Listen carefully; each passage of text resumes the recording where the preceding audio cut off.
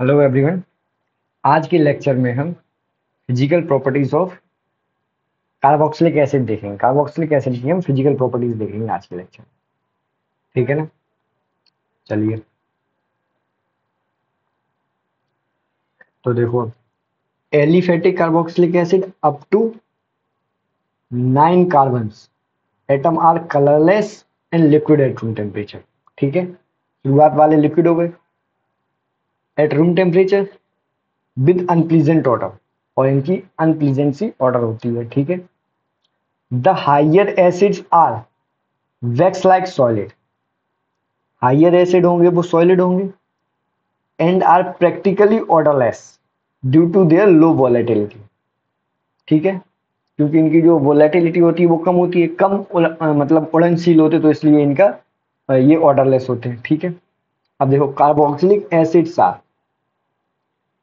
ये देखो, carboxylic acids are higher boiling liquids than aldehyde and ketones and even alcohols of comparable molecular मास।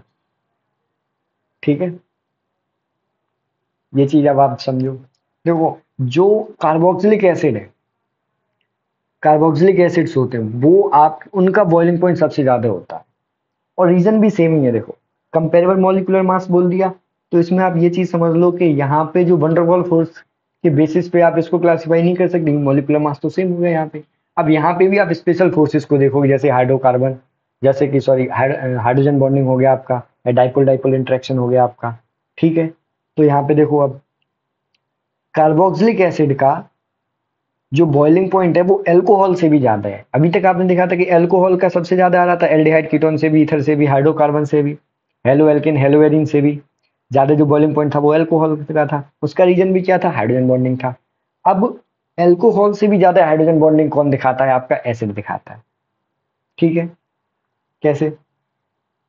चलो देखते हैं। अब ये वाला मॉलिक्यूल, ये इसमें देखो, आप इसको गौर करो। ठीक है, ये देखो, ये एक कार्बोक्सिलिक एसिड है, एक ये कार्बोक्सिलिक एसिड है, एक ये कार्बोक्सिलिक एसिड है। ठीक है, अब बॉइलिंग पॉइंट किस चीज पे डिपेंड करता है कि कार्बोक्सिलिक एसिड और कार्बोक्सिलिक एसिड के बीच में कितने स्ट्रॉन्ग इंटरमोलिकुलर फोर्सेस हैं। तो अब मैंने मान लिया ये कार्बोक्सिलिक एसिड है।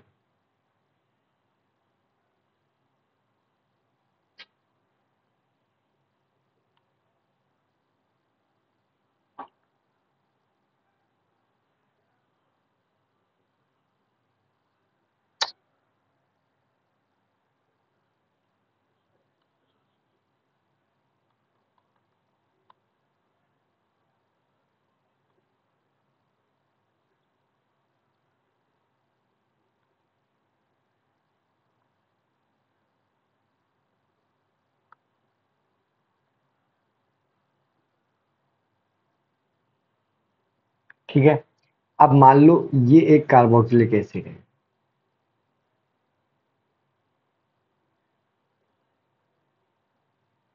ठीक, अब देखोगे आप, ये एक दूसरा कार्बोक्सिलिक एसिड है।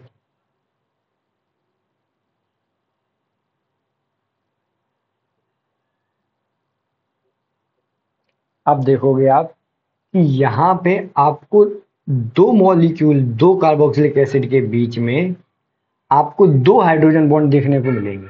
एक देखो यहाँ पे, ये वाला ऑक्सीजन हो गया और ये वाला हाइड्रोजन हो गया, इन दोनों के बीच में कोवलेंटली बॉन्डेड है ये दोनों, और सामने ऑक्सीजन है, तो इन दोनों के बीच में एक हाइड्रोजन बॉन्डिंग हो जाएगा। एक यहाँ पे देखो, ये वाला ऑक्सीजन हो गया, ये वाला हाइड्रोजन हो गया, इन दोनों के बीच में कोवलेंट बॉन्ड है और सामने ऑक्सीजन है, तो यहाँ पे हाइड्रोजन बॉन्डिंग हो जाएगा। अब दो मॉलिक्यूल में दो हाइड्रोजन बॉन्ड यहाँ पे आपको देखने के लिए मिलेंगे। ठीक है ना? तो यहाँ पे एक्सटेंट ऑफ हाइड्रोजन बॉन्डिंग है वो ज्यादा हो गया। वहीं अगर आप एल्कोहल में देखो, मान लो ये आपका एल्कोहल है ROH। ठीक है, एक ये दूसरा एल्कोहल है, ये मान लिया दूसरा एल्कोहल है। ठीक है, यहाँ पे देखो आप, एक ये हाइड्रोजन बॉन्ड बन रहा है, एक ये हाइड्रोजन बॉन्ड बन रहा है। इसमें देखोगे आप, यहाँ भी दो हाइड्रोजन बॉन्ड बन रहे हैं, लेकिन इसमें एक्सटेंट है जो, वो ज्यादा है हाइड्रोजन बॉन्डिंग का। ठीक है, नंबर ऑफ हाइड्रोजन बॉन्ड तो इसमें सेम है, बट इसमें एक्सटेंट ज्यादा है हाइड्रोजन बॉन्डिंग का। ठीक है, ये देखो, more extensive association of carboxylic acid molecules through intermolecular hydrogen bonding. ठीक है, एक तो होता है स्ट्रेंथ ऑफ हाइड्रोजन बॉन्डिंग और दूसरा होता है एक्सटेंट ऑफ हाइड्रोजन बॉन्डिंग। ठीक है ना, तो इसमें आपका एक्सटेंट ज्यादा है हाइड्रोजन बॉन्डिंग का, इसलिए आपके कार्बोक्सिलिक एसिड में जो एसोसिएशन है मॉलिक्यूल्स का वो ज्यादा है, उनमें बॉन्डिंग ज्यादा है, इस वजह से उसका जो बॉइलिंग पॉइंट होगा वो भी ज्यादा होगा, क्योंकि अगर आप बॉईल करोगे कार्बोक्सिलिक एसिड को तो आपको ये हाइड्रोजन बॉन्ड को तोड़ना पड़ेगा, तभी तो ये मॉलिक्यूल गैस फेज में जा पाएंगे। ठीक है ना, अब देखो आगे क्या लिखा है, इसमें ये लिखा है कि the hydrogen bonds are not broken completely even in vapour phase. यानी आप अगर कार्बोक्सिलिक एसिड को वेपर में भी कन्वर्ट कर दें तब भी वहां पे हाइड्रोजन बॉन्डिंग बनी रहती है। इससे आप अंदाजा लगा सकते हो कितनी एक्सटेंसिव हाइड्रोजन बॉन्डिंग हुई है यहाँ पे, कितना एक्सटेंसिव एसोसिएशन हुआ है मॉलिक्यूल्स का। ठीक है, कि वेपर फेज में भी हाइड्रोजन बॉन्डिंग बनी हुई है। In fact most carboxylic acid exist as dimer. ठीक है ना, exist as dimer in vapour phase और इन एप्रोटिक सॉल्वेंट। ठीक है, ये देखो डाइमर है, वेपर फेज वेपर स्टेट में भी डाइमर की फॉर्म में, क्योंकि यहाँ पे अभी भी कुछ ना, ये देखो हाइड्रोजन बॉन्डिंग है, इतनी ज्यादा एक्सटेंसिव हाइड्रोजन बॉन्डिंग इनके बीच में होती है, तो ऑब्वियसली इनका बॉइलिंग पॉइंट ज्यादा होगा। ठीक, अब देखो simple aliphatic carboxylic acid having up to 4 carbon atoms are miscible in water due to formation of hydrogen bond with water। तो वही लाइन आ गई कि कोई मॉलिक्यूल वाटर में कब मिसबल होगा, जब वो वाटर के साथ में हाइड्रोजन बॉन्डिंग बनाएगा। तो इसमें भी देखो ये रहा वाटर का मॉलिक्यूल। ठीक है, ये आपका वाटर का मॉलिक्यूल है एक, ये ऑक्सीजन हो गया, ये हाइड्रोजन हो गया, ये हाइड्रोजन हो गया। अब देखो ये ऑक्सीजन इस वाले hydrogen of this carboxylic acid, ठीक है ना, इसके साथ में हाइड्रोजन बॉन्डिंग कर रहा है।